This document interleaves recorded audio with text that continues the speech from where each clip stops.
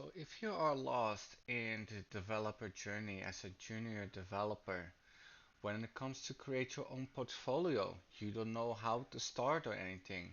Well, in this short video, I will show you what the do's and the don'ts are generally when you are a junior.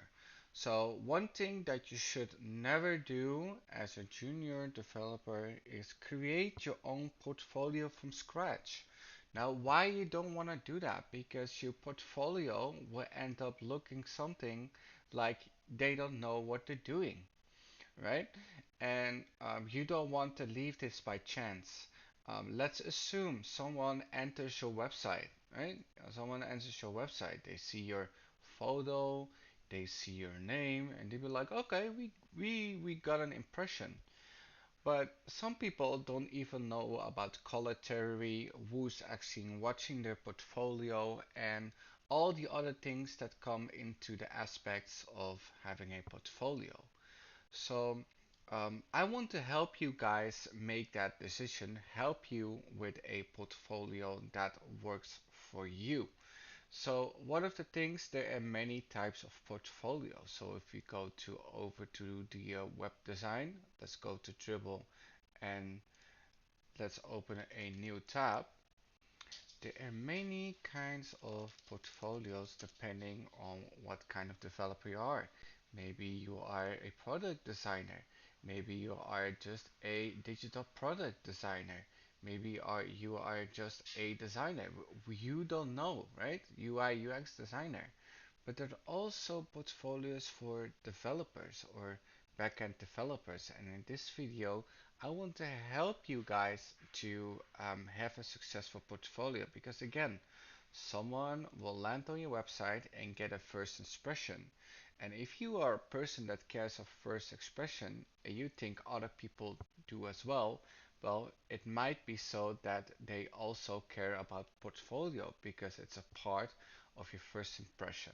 So now that I've talked about what you shouldn't do, create your own portfolio from scratch, I want you to work on actually making renting a portfolio, buying a portfolio, or getting somewhere a portfolio for free. So if you go over Magic UI dot design, Magic UI dot design, you're gonna browse templates. Then there's a template here that is free that is called Portfolio Template. Right? You can download this for free. There's no paid action. Let's actually look how it looks. Right? You have hi, you have your profile picture, you have a little bit of your about section. Maybe if you don't have work experience, it's fine. We can build on that, right? This is a more experience. I'm also going to show you like the real junior stuff, what you should do. Education, skills, your projects, right? Look at this moving stuff going around, right? Like a good camera angle so they can see your website already come to life, right? Maybe you have some extra hobbies that you can list, right? And then, getting in touch, they should always to be available that they're getting in touch with you. Maybe they want to see your GitHub, your LinkedIn, your tweets or your YouTube, right? Like you can list some Instagram, you can list all these things. But this is a little bit of like a more advanced profile, right?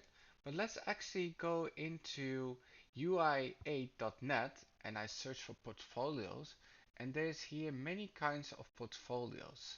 Now, the best way, what I would do if I had a portfolio, let me see where I left it. Um,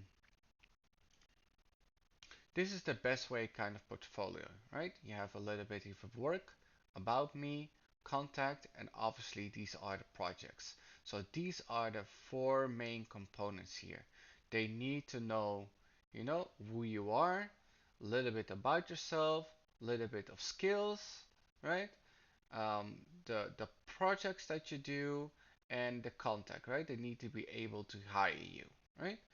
So these are the four main components of being a developer. So I will list it for you so you can write this down. the first thing that you need to do is obviously in hero page, right? Like introduction, right? Who you are, like a full stack developer, right? Developer, that's all good, right? And you need to have like a CTA, like hire me, right? Hire me. And in the navigation, you want to have your skills, your projects, right? About me, and basically you want to have a CTA like hire me, right? Those are the four main components of a developer, junior full stack developer, backend developer. You want to show off your skills.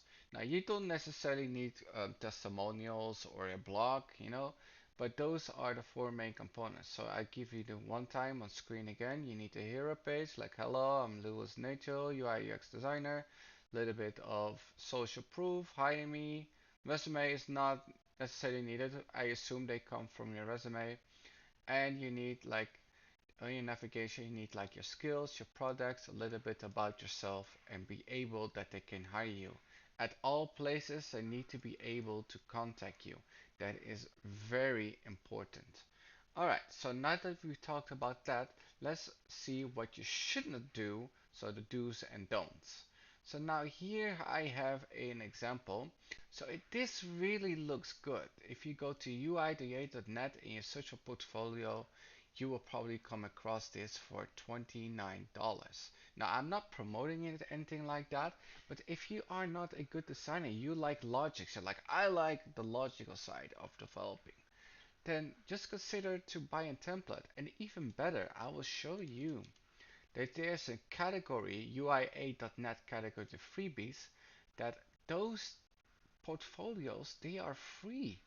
You can actually get a free portfolio. So yeah, definitely invest in that. Alright, let's see what this example has. He talks about himself. He talks about a little bit of his skills, right? He says, I'm a full stack developer, I'm based here. You don't have to say you're based here. It depends on your country, right? When you have been developing, and a little bit of his projects, right? You see his projects, right? Um, so he talked about me. Let's get into the list here, right? So the list says the skills, right, that he has. The skills here, you see it. Here's the project section, a little bit about himself, and obviously he has a let's connect here. So he's doing all the things right here. Now let's get a wrong type of portfolio. So something you don't want to do is like this, because now they have to have many content in one place. So one of the things that you don't want to do is having overwhelming people from looking at your portfolio. Let's assume there's a person from HR is looking at your portfolio, or a person, a technical person. They see all this stuff like, okay, work experience. Like, if you know anything about that, this is how people read. They read a little bit like this, they go like this, like, oh yeah, oh yeah. They don't even read what tools you have. It's already too far, right? So you want to have everything more on a vertical space, right? You want to have go from top to bottom. That is easier to read. It has been proven that people, especially from the West, they want to read more analytical. But if you live somewhere in Asia, then you can get away with this kinds of design, because um, they have more of a relational um, search, a relational meaning between the key elements. They understand this better in nature, right? So let's go over a couple of other things what we have here. We're gonna judge certain things from them, but before we do that, I want to talk about who is looking at your page. There are many kinds of pages that you can create about this, right? Like it looks all good, but this is already overwhelming, right? There's a scrolling here, you have all these elements here, and it all looks good, but this is what HR is not looking for, right? You can use this maybe if you are a creative developer and you are more front end, right? Then you can use something like this, but it's only for certain jobs. Most HR people from HR are women, right? Imagine 40, well, like 3/4 is women in the HR section. So I want you to be aware what kind, like, I'm not trying to be sexist here, but women favor certain colors, right? They favor more purple than blue, right? They're not a huge fan of black, right? So these are all the things that you have to consider, right? So I will show you guys that instead of going for a dark team, right? You should go for a light team. Now, some people say, oh, I can do toggle depending on the kind of day. Like, you can show off this skill, but honestly, for a portfolio, you don't want to do this because if 3/4 is women on the workforce and they don't like black as much, only 6%. Like men are more in favor of darker colors here, right? More better shades, You see this here. So you don't wanna, you don't wanna have a dark portfolio with these colors, right? You wanna have a nice, clean, let me see if I can find one, right? A nice, clean, white portfolio. It also comes across of professional. So now, if I were to start again and pick a portfolio, to be honest, again, I would just buy a portfolio. Now, if you don't have this money, I already showed you the link, right?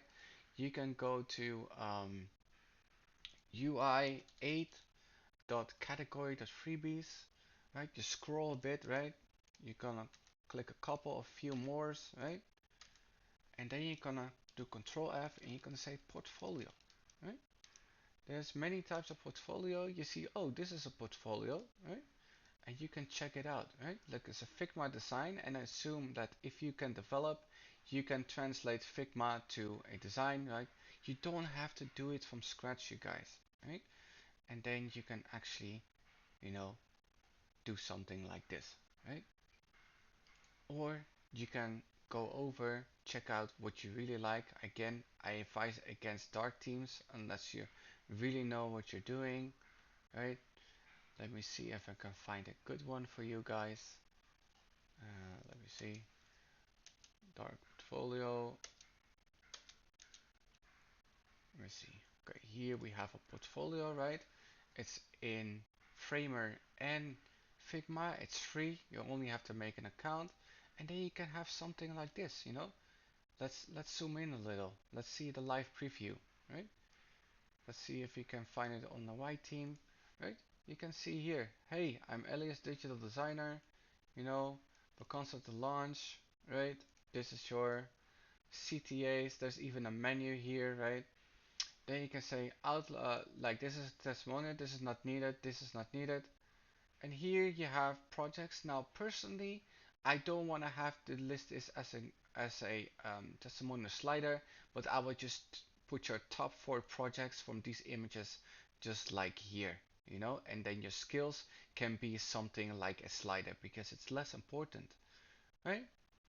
Then you have something like this. Now this is a little bit of a rental free website, right? This is a freelancer. You don't have to do if you're going for a job. Put all this stuff. I advise against this because and then they'll be like, oh, are you available for hire or are you a freelancer?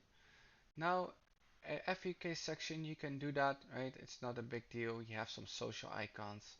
And again, CTA and some kind of things. It's very simple, guys, right?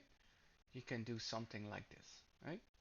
And it's for free, so you don't have to do it yourself, right?